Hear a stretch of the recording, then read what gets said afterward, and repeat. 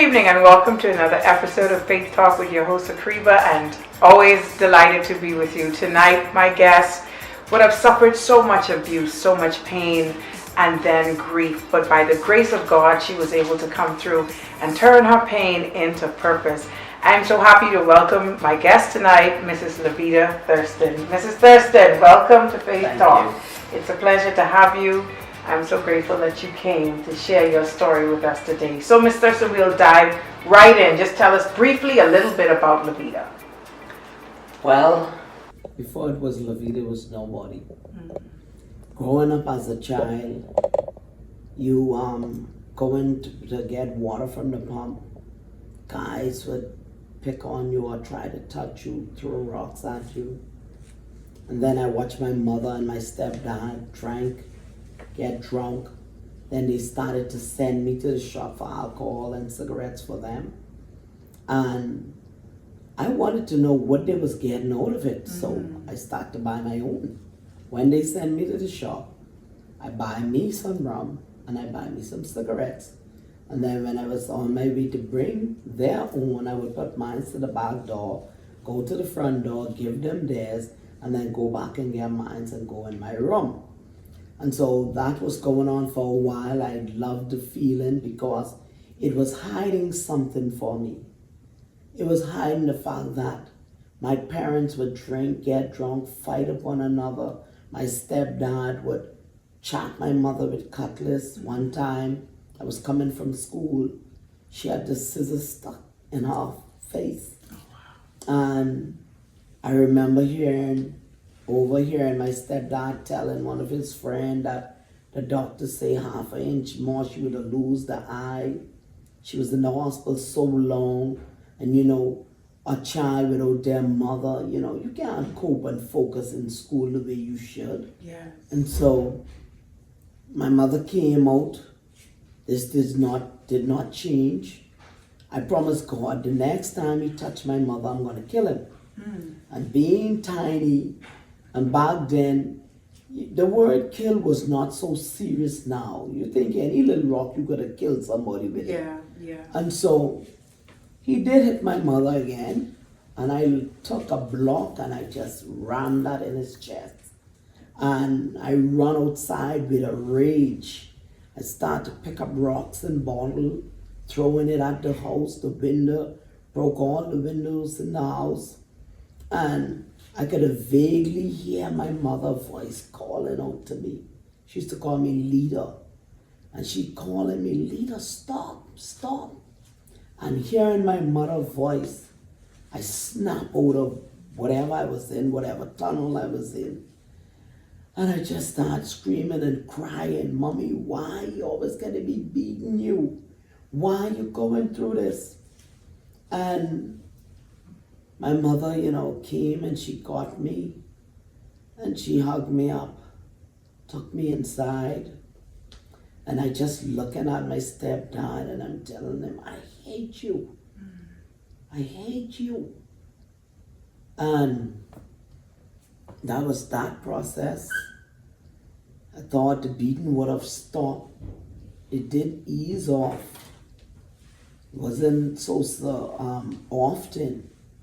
And so I started to go after school. I started to stop by this lady. And she made me feel good because she was talking to me like a friend, like a mother, And she would tell me things like, stay in your books, go to school. And so this was something nice, something new. Yes. And so I decided, you know what, I'm going to stay here because it feels good here. I feel love here. I feel wanted here. Yes. She would buy me things like food. Even though mommy them used to cook, but the peace was not at home. Yes. Every day coming from school, I'm trying to figure out or wonder what condition my mommy will be in. How my stepdad, what is his attitude right now? What condition they would be in? I wonder if any blood in the house. I wonder if he ain't shot my mommy. And at what age were you, Lavita? This was like maybe 12, 13. 12, 13. Have you ever suffered any injuries from him or abuse from him? One time he wanted me to wash the dishes, and I told him why my brother can't wash them. It's only me washes the dishes and cleans. Mm-hmm. Why my brother can't wash them? And I went to run out the door, and he took a frying pan and he threw it up, and when I reached to the door, it hit me in the middle of my head. Wow. And that's one of them big, thick cast iron frying pan. And what did your mom do? And my mother, she was not there. She was not there. She had gone by some friends to go drink. Wow. You know. So the lady, Miss Lavita, let's get back to her because I stopped you. So the lady that you got the love from and you felt peace, what happened in that relationship? Well, one night I went back home like 10 o'clock. I never slept out. But my parents, once they lock the door, they don't open it for no one. And so when I reached home like 10 o'clock, knock on the door, my mother said, wherever you've been, you need to go back there. I'm not opening no door for you. Or sleep outside. And so I slept in the old car on the side of the house. The mosquitoes, and it's so cold, and I never was subject to that kind of feeling.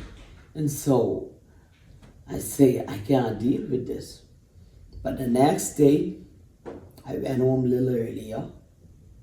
But then again, they was drinking and they was drunk. Oh and my God. you know what? Let me go back where I've been. And so I went back. And I decided to come back like 10, 10:30, little after 10. My mother did not open the door for me. And so the next time when I saw the time, you know, I said, I know they ain't gonna open the door for me, so cheap I stay here. What am I going there for if I know they're not gonna open the door for me? So I slept by the lady. You know, everything was okay. That happened several times. This one particular night, the lady asked if I wanted to go out with her. And I said, no, I'll just chill and watch TV. Because we had one TV. Right. That them big, ugly TV. Right. And go down straight around again. You know, and so I decided to stay by the lady, not knowing that danger was right around the corner. Oh my God. I couldn't see it. No. I was a child, Yes. only 15 by this time. You know, but what I was searching for was there without the danger. Yes. Not thinking that danger, we didn't know about rape and all these things back then. Nobody used to talk about rape. But anyhow, heard this knock on the door. I knew the voice. I opened it. It was the lady cousin. And he asked where she was, where so and so. And I said she ran out. And he closed the door, and that feeling started to come, like, you know, like how when you're watching a horror movie and they start with the creepy music. Yes. It's a feeling like that, like danger coming. Wow. And he pulled his knife on me. I got a cut during the process of scuffling and trying to, you know, beg him not to do it. And he told me, if I tell anybody, he will kill me. And he raped me. And all the time I was begging him to please don't do this. You know, and he raped me, and when he finished, he got up and he went about his business. As if nothing happened. Like nothing happened. And I could hear persons on the outside like it was like they was cheering him. Yes. Like, you hard. But you really do that? You go on and take it? They call it take, not rape. Wow. They call it take. You know, and I'm there all alone. I start to think, and I'm crying. If I had stayed home, Yes. this wouldn't happen. My mother, them, they fought amongst themselves. They got drunk. but I never was raped there.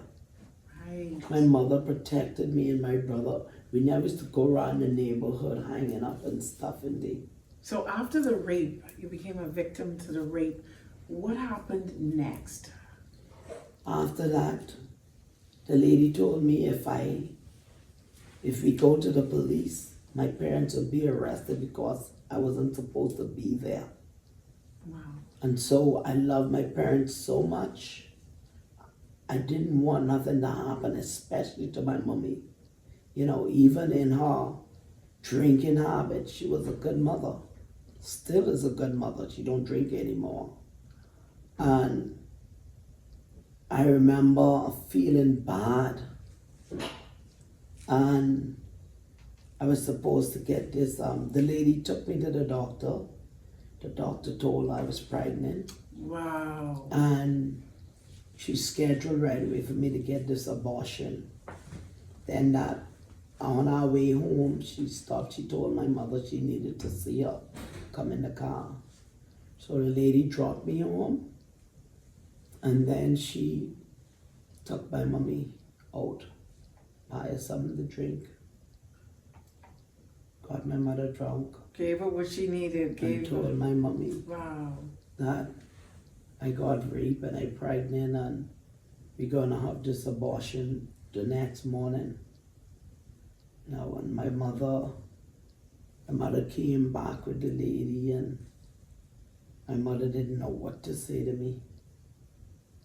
She didn't know what to say. And I get to see the hurt in her eyes because, you know, you're drinking, but your child never got hurt at your home. You know, and then on top of that, she knew the lady took advantage. Because why get me drunk to tell me what happened to my child? Right. You know I have a problem.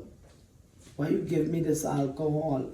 You didn't let me deal with this with a clear mind. You got me drunk to tell me what happened to my child at your place. You know? So did the abortion take place, or you No. had the child? I had the child. The next morning my mother came early, before we even stepped foot outdoors. And she said, I can't let you do this. I never killed none of my children, so you can't kill yours. You have to bring it. And so, that's my mommy. I had to listen to her. And so, the lady took me to the rapist's mother house. And she stayed in the car. I came out and I knocked on the door. His mother came out and I told her, your son, so-and-so, raped me. And she told me, not my good son. Wow. And slammed the door in my face. And the rain came down pouring. And I walked away from there like a shameless dog. I felt like a dog because I'm still a child. An adult raped me. An adult took advantage of me. I went to your adult parent to tell them what happened to me. You did not even have any concern, not even the mind to ask when, how. When did it happen? How it happened? Or even if she'd have asked where you was when it happened, it would have made me feel like, well, at least she concerned. She cared enough to ask them questions. Yes. She automatically took up for her child and say, not my good son.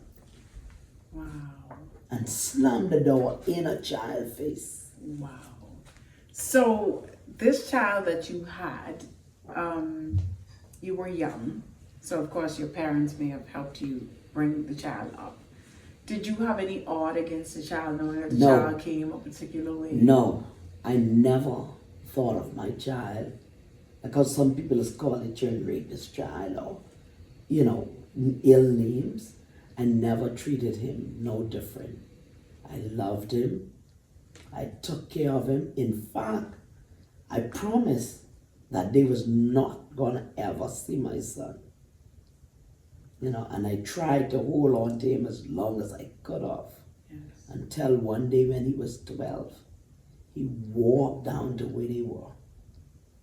And I was so furious looking for him all over the place. And when I looked, they came and they brought him.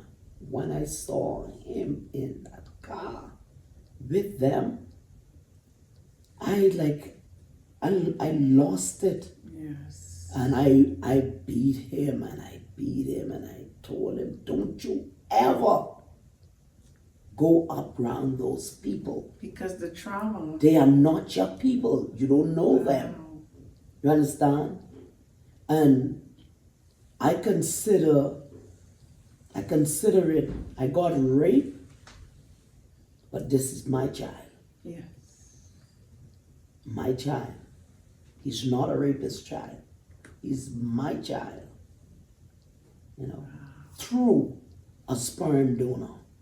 Yes. And so I thank God I did not look at my child like that.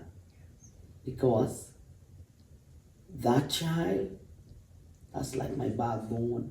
Yes. He gets up to make sure my mommy, myself, my husband, got our breakfast yet. That everything is okay. He will cook. And when he works, if he get paid $300, he bringing that to me. Mommy, give me what you want to give me. I like this young money. I can give you what I want to give you. No, you give me. You give me what you want to give me. And he's not picture perfect. He has his flaws. As we all But he's a good person. God is good. He's a good person. So before this marriage that you had, Miss Lavita, because I know we have to go quickly, you ended up in an abusive relationship. Two abusive relationships. One after the other, 1 year apart. And I was raped multiple times from both abusers. Wow. They felt like when they beat you, to say sorry, they have to rape you. Wow. And so I was raped over and repeatedly. This was becoming a trend now, And so the abuse was so constant, I felt hopeless. I felt like dying would be better. And so I tried to commit suicide so much times. Even with my second son, I drank bleach and all that, a bunch of mixture. Trying to just die. Not even thinking about my child and my womb, All I could see is me just wanted being to go. hurt. Yes. Over and repeatedly. And reliving the cycle that your mom. The nightmare of being raped over and repeatedly is not a good feeling. And it's not love. No, love where? No, you can't even use that L word. But did kids come out of these relationships? Oh, yes. 3 out of the second abusive relationship and two out of the third one. The rapist is the first, right? Right, First child. the first child. And then the second one, 3. Right. And then the third one, 2. And Miss Lavita, you wrote this book From Abuse to Glory because Yes. God did a beautiful thing in your life. Yes. And in this book, you have everything that literally transpired in these relationships from going up to now. Yes, everything. But I didn't put them as gruesome as they happened. But in my next book, I will put full detail and gruesome stories. Oh, wow. Because People need there is power in my Yes, story. yes, There is yes. healing in my story. Yes. There's deliverance in my story. Yes. There's hope Yes. in my story. When people hear my story, they connect Yes. with my story. And so it helps them to want to come out and talk about their story. Because so many people, they really do keep it, right? Yeah. Nobody talks about it. Nobody talks about it. I remember one time I was on Pastor Lal Bell's show. He did 4 segments with me. And this 82-year-old lady, she Wow. calls, because I always just give my number out. Yes. And she calls and she said, I need to see you and bring your book. I thought she wanted to buy my book. Right. So I took the book. And she said, sit down. I sat down. And she said, what I'm about to tell you, I've never shared with anybody, not even my own children. And that lady started to tell me about the abuse she went through and what happened, the details. Oh my God. That lady held that in her heart for 82 years old. 82 and never spoke to nobody about it. She said, watching me tell my story, she said to herself, if that woman been through hell and telling her story to the world, why can't I talk mine? Amen. So she said she had to talk with me, and I'm glad that God has equipped me and give me the experience for today. Yes. To help others. It's ministry. Yes. It's ministry. So much persons are being abused and hurt. Yes. When people read my book, they say, my God, I didn't thought it was possible for a human to go through all of this and survive. But you're an example of it. Only God could. Only God. Before we wrap up, because we're gonna have to wrap up soon. This is just so much to condense. One of your kids, though, you experienced grief. You overcame so much, and then grief hit your doorstep with one of your kids. Quickly, tell us, you lost one of your daughters to murder. She was murdered. Just briefly share a little bit about her story. Well, she was also abused. She was molested by one of her family members on her dad's side. And that family member brought somebody to our home and shot her. And she died in my arms. But you hear about spiritual attachments, and we don't think about it because the leaders, the pastors in the churches, they don't touch it. They don't preach on it. But it's real. My mother went through abuse. I went through abuse. Now it trickled down to my daughter. And then she lost So her you life. see the connection. Yes, it's all attached. The spiritual attachments. Yes. So I had to break this chain. I had to fast and pray. I had to ask God for deliverance. I asked him for deliverance. He delivered her. He delivered her in death. But I should have been also praying for healing. Yeah. And so now that I've went and I've done associate's, bachelor's, and master's in theology. So I've learned some stuff in the studies. We had to do spiritual attachments. And so I had to break it from her. And now I'm praying and asking God for healing and deliverance. Yes. For my next two daughters. Yes. And my sons. And God is working on them. Amen. And God is so good.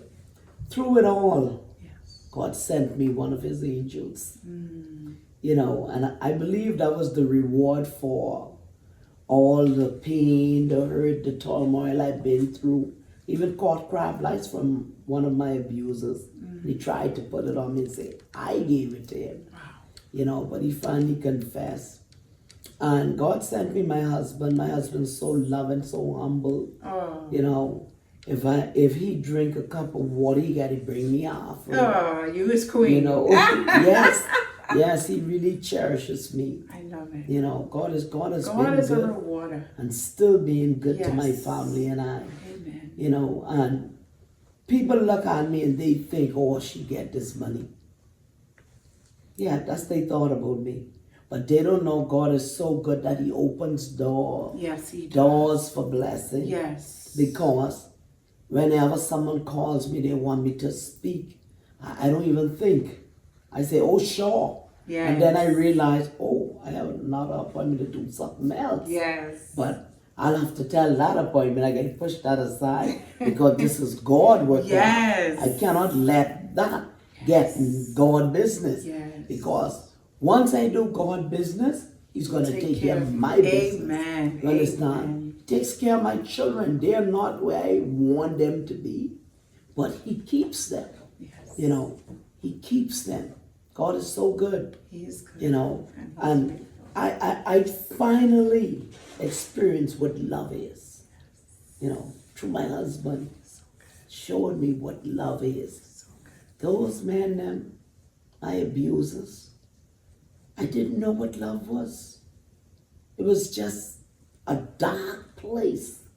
When they came home, the place always dark and painful. You felt the trenches of hell. You just want to die because the pain and the hurt, you expecting to get raped tonight. Expecting to get raped. Who does that? Lord, I wonder if I can get raped tonight. When I was 7 months pregnant with my second son, the abuser hit me across my stomach with a PVC pipe. And I ran over to his mother and she closed the door and locked it. Not in here. Was I got beat right outside. At 7 months pregnant. 7 months. Oh, Miss Thurston. Pregnant. We can go on and on. Of course, this is not enough time for us to discuss, and definitely, I'm sure you're gonna have to come back because the viewers are probably gonna want to hear more from you, Mrs. Thurston. But I give God thanks for your life and the fact that the spirit of suicide didn't take you because there's so much work for you to do, and you have to carry on your beautiful daughter. She will expect that of you. To bring awareness and to make sure that people's mouths are not shut to abuse, the spirit of abuse. But before we go, I always allow my guests to take us out just with an encouraging word, or what would you like to tell someone that is watching right now that may have experienced abuse or maybe a victim to it and don't know how to get out? Please share with them. I would say, don't mind your abuser. Your abuser will say things to you like, nobody wants you. You see how you look? You're big, you're fat, you're ugly, you're black. I heard it all. But I took that bold step and I said, enough is enough. And I left. I did not care if he was going to come behind me to kill me, but I had to chance it. Because if I stayed, I could have died.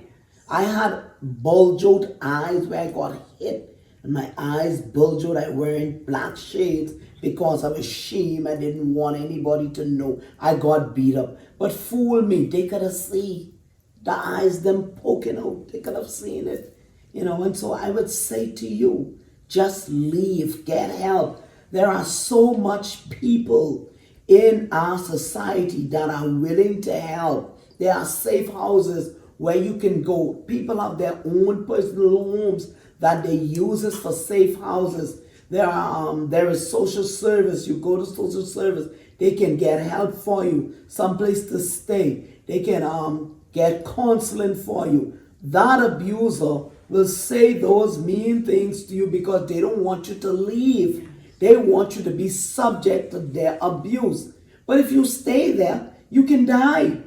Come out of the closet and get help. I got help and I'm still here. My abusers now, I have forgiven them and I leave them to God. Amen. And you don't want to see what God is doing to them. God is dealing with them. God says, I will repay, saith the Lord. Leave it to God. Just get out before you die there. There are too much persons in our society that can help you. If you need to talk to me, my numbers are 428-6803 or 323-6310. My email is lavitaThurston@hotmail.com. And remember, if children is in the relationship, your children are being abused also. Your children are being abused from the womb. When you see your child born and then your child start to get in stage like 1, 2, 3 and start to do certain things because they mimicking what happened from when they was in your womb.